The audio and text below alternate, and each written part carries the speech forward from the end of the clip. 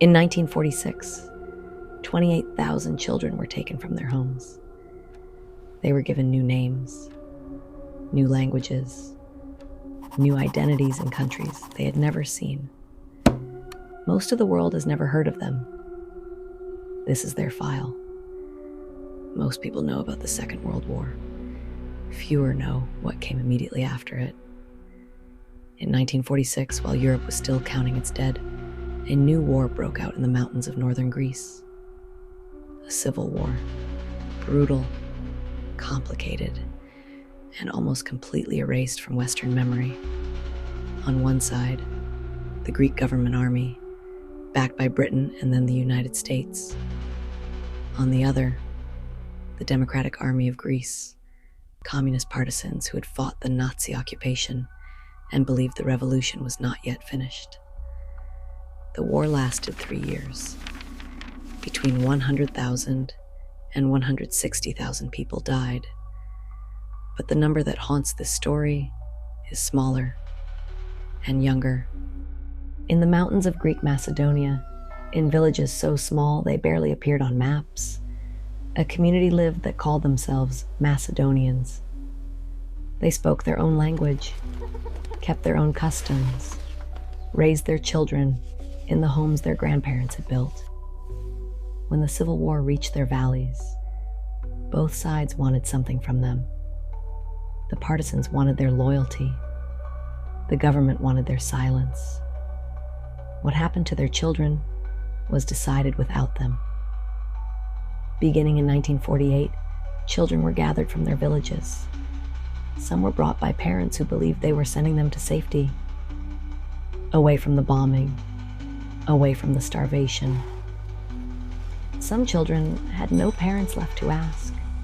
They ranged in age from 2 years old to 14. They were put on trucks, then trains, then ships. They crossed borders into countries behind what was already being called the Iron Curtain: Yugoslavia, Hungary, Czechoslovakia, Poland, Romania, Bulgaria, and the Soviet Union itself. 28,000 children moving east. When the children arrived, something was done to them that governments do when they want to make a problem easier to manage. They were given new names: Macedonian names, Greek names, names connected to grandparents, villages, mountains, and language. Names that carried memory. Many of those names were replaced. A child named Nikola became Miklos. A girl named Katarina became Katarzyna. Each child received a file number, and in that file, a new identity, a new history, a country of origin that was no longer quite right. One survivor later recalled, "They gave me a name I had never heard before.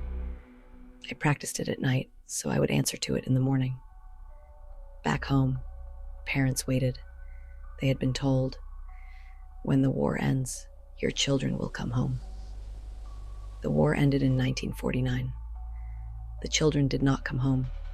The Greek government refused their return. The official argument was political. The children were not treated as a humanitarian question. They became a bargaining chip, a symbol, an argument, a problem to be managed. The children grew up in cities that had never been part of their imagination, in languages that arrived late, that lived in the mouth, but not in the dreams. Some thrived, they learned, they built lives, they married, had children of their own. But inside each of them, a split. They had two names, two languages, two sets of documents that contradicted each other. They were citizens of countries they had never chosen. They were described as nationals of a country that had refused to take them back. They became experts in one particular human skill: living between. Some of them tried to go back to the villages, to the mountains of Greek Macedonia. Many were denied entry for decades. When the borders finally opened, slowly, partially, inconsistently, some found that their villages no longer existed.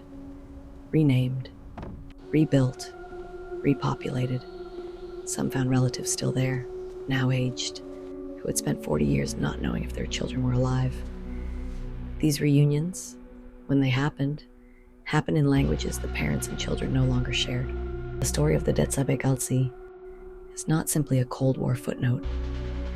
It is a story about what happens when a child becomes a document, when a name becomes a political problem, when a family becomes a file, when the country that holds you refuses to let you go, and the country you came from refuses to take you back. 28,000 children discovered something that stateless people have always known. Identity is not something you carry inside you. Identity is something that must be permitted. The Deca Begalci, the refugee children, are now in their 80s and 90s. The youngest are gone. Many left without ever finding the right word for what happened to them, because no language they were given had one. Their children have those words now, and their grandchildren are asking the questions that were never asked. Some people are not missing. They are misfiled.